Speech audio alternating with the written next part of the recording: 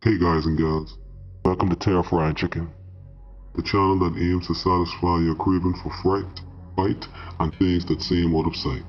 I'm glad you could join me. Please don't forget to like, subscribe, and also to comment below what you would like to see more of in the future.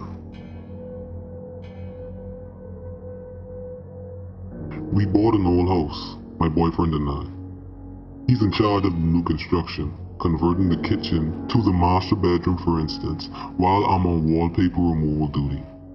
The previous owners papered every wall and ceiling. Removing it is brutal, but oddly satisfying. The best feeling is getting a long peel, similar to your skin when you're peeling from a sunburn. I don't know about you, but I kinda make a game of peeling, on the hunt for the largest piece before it rips.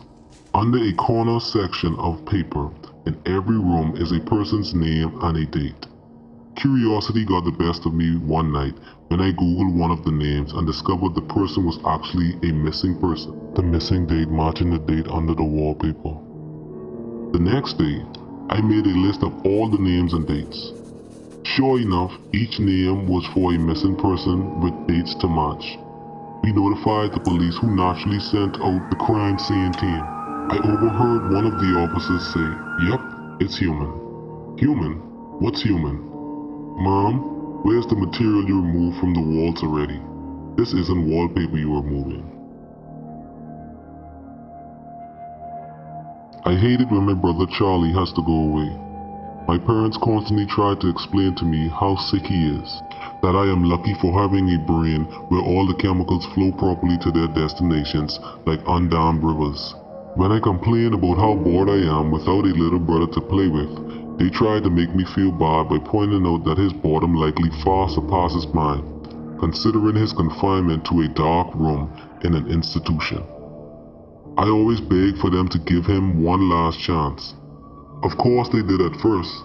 Charlie has been back home several times, each shorter in duration than the last. Every time without fail, it all starts again. The neighborhood cats with gouged out eyes showing up in his toy chest. My dad's razor found on the baby slide in the park across the street. Mom's vitamins replaced by bits of dishwasher tablets. My parents are hesitant now, using last chances sparingly. They say his disorder makes him charming, makes it easy for him to fake normalcy and to trick the doctors who care for him into thinking he is ready for rehabilitation. That I will just have to put up with my boredom if it means staying safe from him. I hate it when Charlie goes away. It makes me have to pretend to be good until he is back. Everybody loves the first day of school, right? New year, new classes, new friends. It's a day full of potential and hope, before all dreary depressions of reality show up to ruin all the fun. I like the first day of school for a different reason though. You see, I have a sort of power. When I look at people, I can sense a sort of aura around them. A colored outline based on how long that person has to live. Most everyone I meet around my age is surrounded by a solid green hue, which means they have plenty of time left.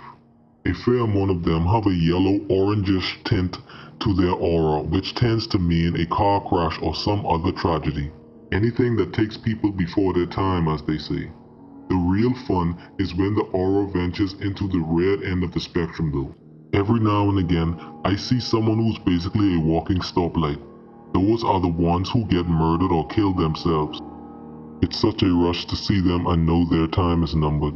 With that in mind, I always get to class very early, so I can scout out my classmates' fates. The first kid who walked in was basically radiating red.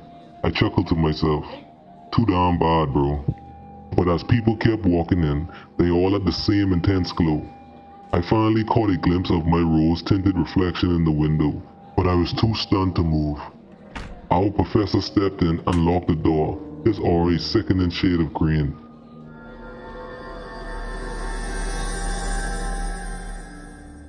My daughter woke me up around 11:50 last night. My wife and I had picked her up from her friend Sally's birthday party, brought her home, and put her to bed.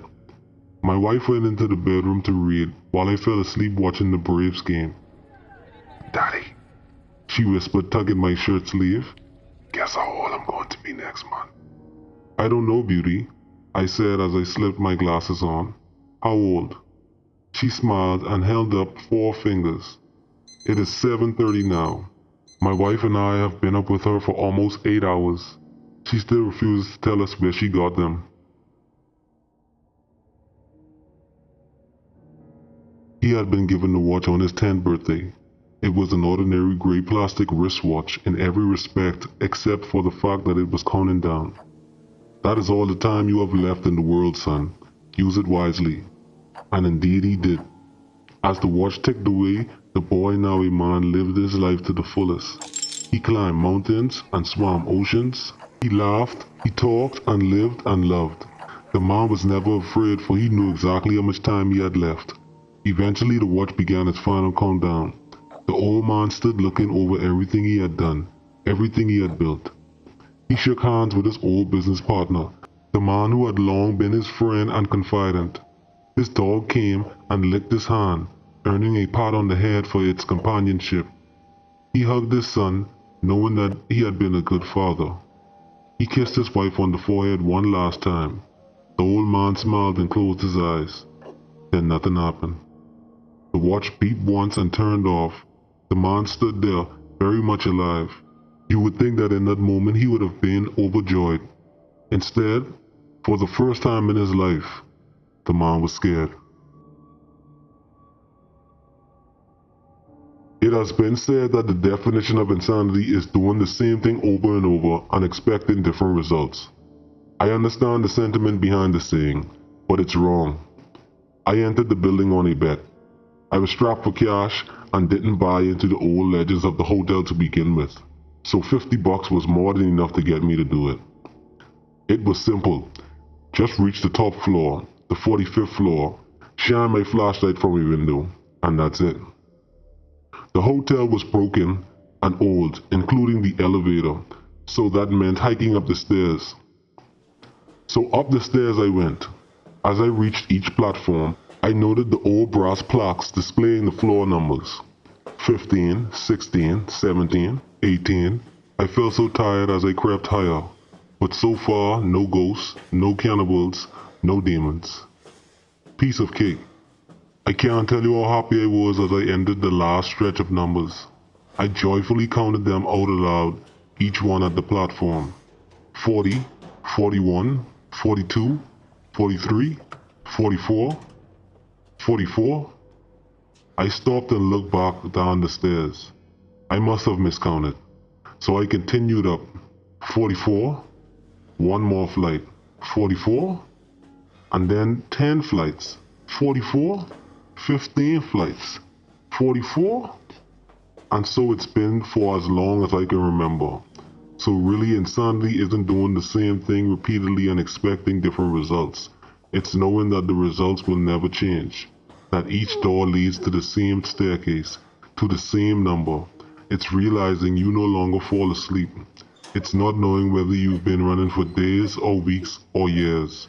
It's when the sobbing slowly turns into laughter. When my sister Betsy and I were kids, our family lived for a while in a charming old farmhouse. We loved exploring its dusty corners and climbing the apple tree in the backyard. But our first thing was the ghost. We called her Mother because she seemed so kind and nurturing. Some mornings, Betsy and I would wake up, and on each of our nightstands, we'd find a cup that hadn't been there the night before. Mother had left them there, worried that we'd get thirsty during the night. She just wanted to take care of us. Among the house's original furnishings was an antique wooden chair, which we kept against the back wall of the living room. Whenever we were preoccupied, watching TV or playing a game, Mother would inch the chair forward across the room toward us. Sometimes she'd manage to move it all the way to the center of the room. We always felt sad putting it back against the wall. Mother just wanted to be near us.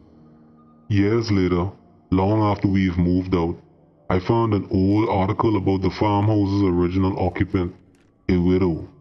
She had murdered her 2 children by giving them a cup of poisoned milk before bed. Then she had hung herself.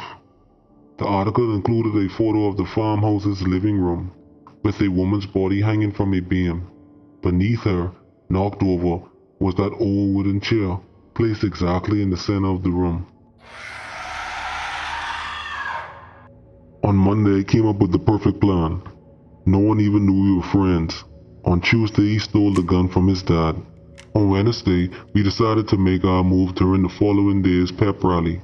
On Thursday, while the entire school was in the gym, we waited just outside the doors. I was to use the gun on whoever walked out first. Then he would take the gun and go into the gym blasting. I walked up to Mr. Quinn, the guidance counselor, and shot him in the face 3 times. He fell back into the gym, dead. The shots were deafening. We heard screams in the auditorium. No one could see us yet. I handed him the gun and whispered, "Your turn." He ran into the gym and started firing. I followed a moment after. He hadn't hit anyone yet. Kids were scrambling and hiding. It was complete mayhem. I ran up behind him and tackled him. He struggled. I wrenched the gun out of his hands, turned it on him, and killed him. I closed his mouth forever. On Friday, I was anointed a hero. It was indeed the perfect plan.